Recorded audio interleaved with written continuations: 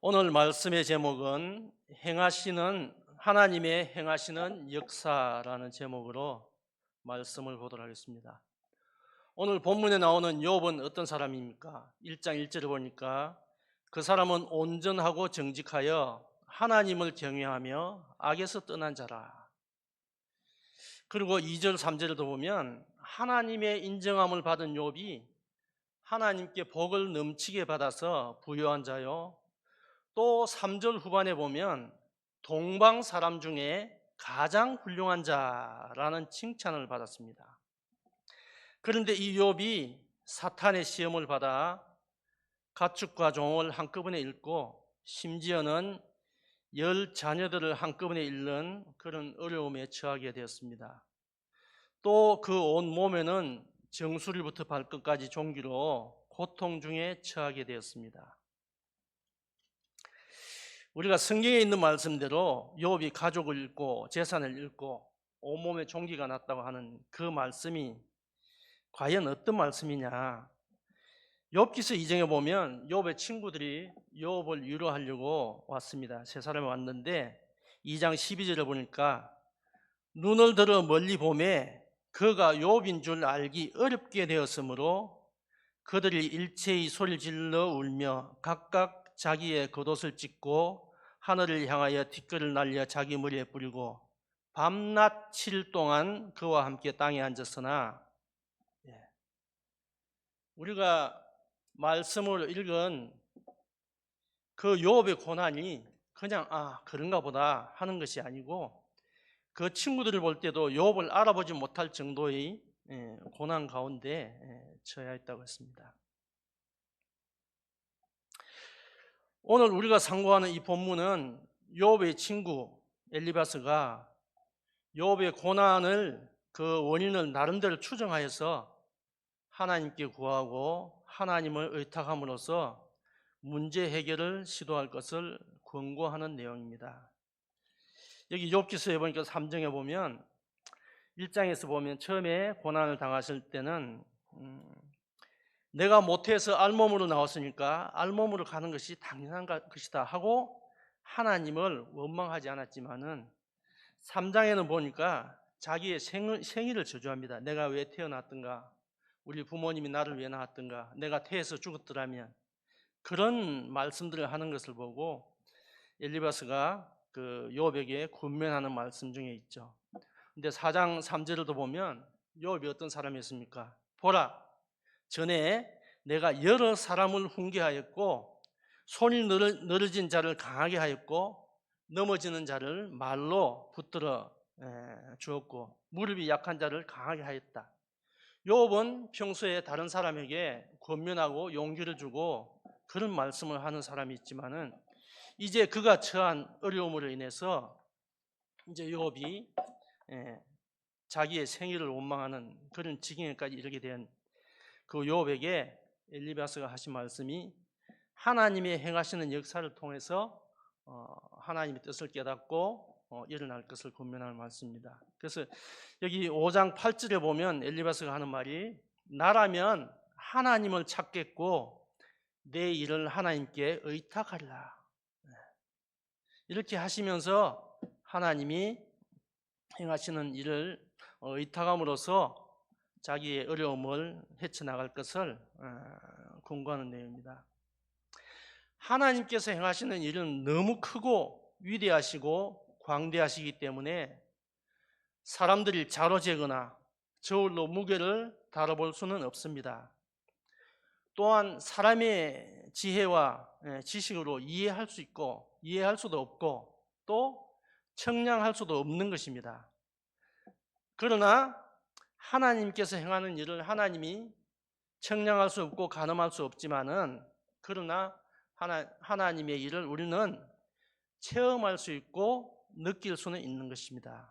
오늘 여기 본문에 나오는 하나님의 행하시는 역사, 첫 번째는 하나님은 청량할 수 없는 일, 헤아릴 수 없이 큰 일을 행하신다고 하십니다. 오늘 본문 욥기 5장 9절을 보면 하나님은 헤아릴 수 없이 큰 일을 행하시며 이렇게 말씀하고 있습니다. 또 개역 한글 성경에 보니까 크고 청량할 수 없는 일이라고 이렇게 표현되어 있었습니다. 여기서 청량이라는 말은 히브리어에 보면 저울에 무게를 달아보고 그 모든 양을 세밀하게 조사해 본다라는 뜻이 있습니다. 또 여기서 헤아리다는 그 말의 사전적인 뜻을 보면 수량을 세다 또는 짐작하여 가늠하거나 미루어 생각하다라는 뜻도 있습니다. 그러면 오늘 본문을 헤아릴 수 없는 큰 일은 사람의 지혜와 지식으로는 알 수가 없는 일이라는 뜻입니다. 하나님의 일을 저울로 그 무게를 달아볼 수도 없을 뿐더러 인간의 이성이나 경험으로 청량하거나 헤아릴 수 없다는 말씀입니다. 다 같이 시편 145편 3절을 한번 보겠습니다. 시편 145편 3절 앞에 있으니 같이 한번 보겠습니다. 여호와는 위대하시니 크게 찬양할 것이라 그의 위대하심을 청량치 못하리로다 라고 말씀하고 있습니다. 또 시편 71편 15절 한 절을 더 보겠습니다. 71편 15절 시편 시편 71편 15절 같이 보겠습니다. 내가 청량할 수 없는 주의 공의와 구원을 내 입으로 종일 전하리이다. 이렇게 말씀하고 있습니다. 하나님께서 독생자 예수 그리스도를 이 땅에 보내주시고 또 예수님이 십자가에 달려 못 박혀 죽으셔 우리들을 구원하신 은혜는 그 무엇으로도 청량할 수 없는 것입니다. 사람의 지혜로는 알 수도 없고 가늠할 수도 없으며 생각도 미칠 수 없는 것입니다. 그것은 지옥에 갈 영혼, 그 영혼을 천국 시민으로 하나님의 자녀로 만들어 멸망치 않고 영원한 생명을 얻게 하셨기 때문입니다. 요한복음 3장 16절에 보니까 하나님이 세상을 이처럼 사랑하사 독생자를 주셨으니 이는 저를 믿는 자마다 멸망치 않고 영생을 얻게 하려 하심이라 이렇게 말씀하고 있습니다. 로마서 11장 33절을 한번 보겠습니다. 로마서 11장 33절 같이 보겠습니다. 깊도다 하나님의 지혜와 지식의 풍성함이여 그의 판단은 헤아리지 못할 것이며 그의 길은 찾지 못할 것이로다. 하나님의 지혜와 지식의 부여함을 찬양하고 있습니다. 하나님은 성령의 역사에 의해서 하나님의 지혜를 우리들에게 주셨습니다. 우리는 그 하나님의 지혜로 말미암아 하나님의 뜻을 분별하고 또 하나님의 기뻐하시는 일을 깨닫게 됩니다. 그리고 하나님이 우리에게 복된 일과 저주의 일을 알게 하십니다. 이렇게 하나님이 행하시는 역사 두 번째는 기이한 일을 셀 수 없이 행하십니다. 방금 읽은 5장 9절 후반절을 보면 하나님은 기이한 일을 셀 수 없이 행하시나니 이렇게 말씀하고 있습니다. 여기서 기이한 일이란 무엇일까요? 하나님의 놀라운 이적과 기사, 하나님의 위대하신 일을 의미합니다. 전능하신 하나님이 지혜로 하늘을 지으시고 땅을 물 위에 펴셨으며 큰 빛들을 지으시고 해로 낮을 주관하게 하시고 달과 별들로 밤을 주관하게 하시고 하나님이 말씀으로 천지를 창조하셨다는 말씀입니다. 또 이스라엘 백성들을 애굽에서부터 구원하여서 강한 손과 펴신 팔로 인도하여 홍해를 육지같이 건너게 하셨고요. 또한 그들이 가나안 땅에 들어가기까지 광야 생활을 하는 동안 만나와 메추라기로 그들을 먹이셨고 또 여리고 성이 무너지게 하셨으며 불기둥과 구름기둥으로 인도하여 주셨습니다. 애굽에서 종살이 하고 있던 이스라엘 백성들을 해방시켜 주셨고 구원해 주셨다는 말씀입니다. 또 예수님은 이 땅에 계실 때 각색 병든 자를 고쳐주셨으며 죽은 자를 살리시는 등 기이한 일을 셀 수 없이 행하셨습니다. 누가복음 7장 22절을 보니까 소경이 보고 안전뱅이가 걸으며 문둥이가 깨끗함을 받으며 기머거리가 들으며 죽은 자가 살아나며, 예수님 또한 이 땅에 계실 때에 이렇게 기이한 일을 셀 수 없이 행하셨던 것을 우리는 알고 있습니다. 하나님은 불가능을 가능케 하십니다. 없는 것을 있게 하시고 안 보이는 것을 보이게 하시는 분입니다. 그래서 성령으로 함께 하시는 분들은 불가능하다, 안 된다 라는 말을 하지 않습니다. 이 하나님이 우리를 지으신 일은 너무나 기이합니다. 다 같이 시편 139편 14절을 한번 보겠습니다. 시편 139편 14절 다 같이 보겠습니다. 내가 주께 감사하옴은 나를 지으심이 심히 기묘하심이라. 주께서 하시는 일 기이함을 내 영혼이 잘 아나이다. 시편 기자는 하나님을 이렇게 나타내고 계십니다. 하나님의 행하시는 역사 세 번째는 낮은 자를 높여주십니다. 5장 11절을 보니까 낮은 자를 높이 드시고 애곡하는 자를 일으키사 구원에 이르게 하시느니라 하고 말씀하고 계십니다. 여기서 낮은 자는 겸손한 자를 의미합니다. 그리고 여기서 일으키사라는 뜻은 위로하여 기운을 북돋아 준다, 그런 뜻이 있습니다. 하나님은 마음이 온유하고 겸손하신 예수님의 멍에를 메고 항상 낮은 자의 위치에서 겸손하게 살아가는 성도를 위로하시며 기운을 북돋아 주시고 높여 주시는 줄 믿으시기 바랍니다. 시편 138편 6절을 같이 한번 보겠습니다. 시편 138편 6절 같이 보겠습니다. 여호와께서는 높이 계셔도 낮은 자를 굽어 살피시며 멀리서도 교만한 자를 아심이니이다.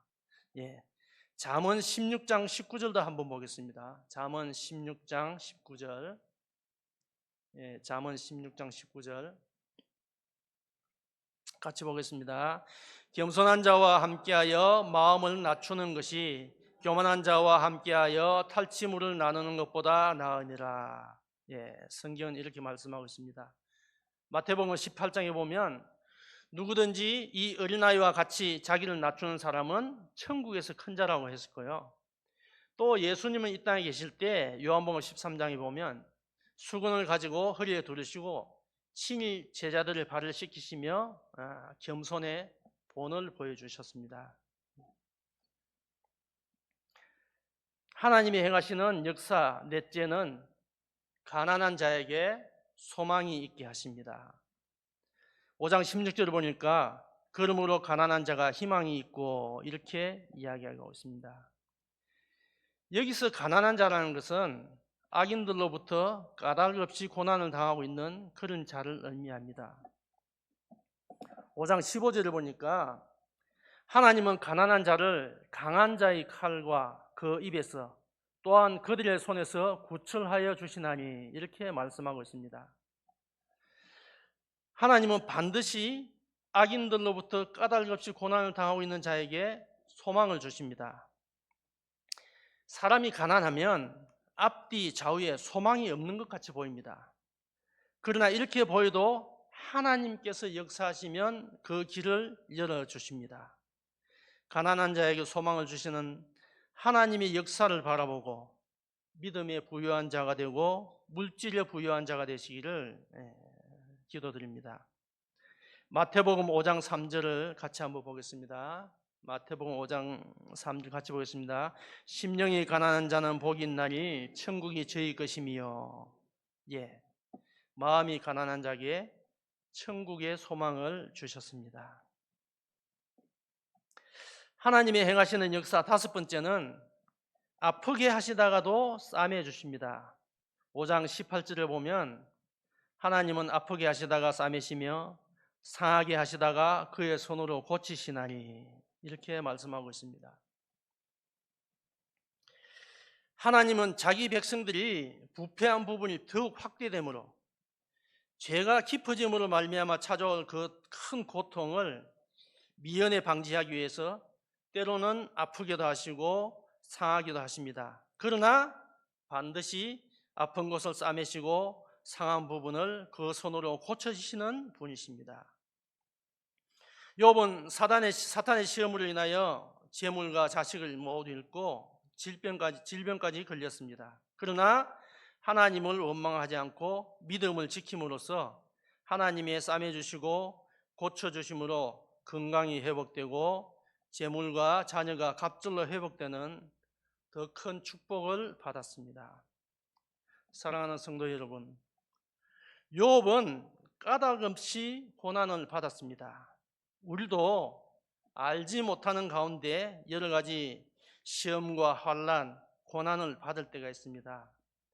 그러나 이 모든 것을 하나님은 하나님의 계획 가운데 행하심을 우리는 믿어야 하겠습니다. 이것은 죄를 깨닫게 하는 징계일 수도 있고 연단을 통하여서 정금같이 단련하시는 과정일 수도 있습니다. 그러므로 우리는 하나님이 주관하시고 경영하심을 믿는 우리들이기 때문에 어떠한 고난 중에 있더라도 절대 불평하거나 원망하지 말고 청량할 수 없는 일과 기이한 일을 셀 수 없이 행하시는 하나님, 낮은 자를 높여주시고 가난한 자에게 소망을 있게 하시는 하나님, 아프게 하시다가 싸매주시는 일을 하시는 하나님, 그 하나님을 바라보심으로 승리하는 성도님 여러분이 되시기를 주님의 이름으로 간절히 소망합니다. 다 같이 시편 42편 5절을 한번 보겠습니다. 시편 42편 5절 다 같이 보겠습니다. 내 영혼아 네가 어찌하여 낭망하며 어찌하여 내 속에서 불안해하는가. 너는 하나님께 소망을 두라. 그가 나타나 도우심으로 말미암아 내가 여전히 찬송하리로다. 아멘. 다 같이 기도하겠습니다. 모든 것을 아시고 모든 것을 이루시는 하나님 아버지를 찬양합니다. 우리의 삶을 주관하시고 좋은 것으로 주시기를 기뻐하시는 하나님 아버지, 절망과 낙심이 아닌 하나님의 주관하심 가운데 선하신 뜻대로 이루어 주실 소망을 부여잡고 믿음의 길을 달려가는 우리들이 되게 하여 주시옵소서. 예수님의 이름으로 기도드립니다. 아멘.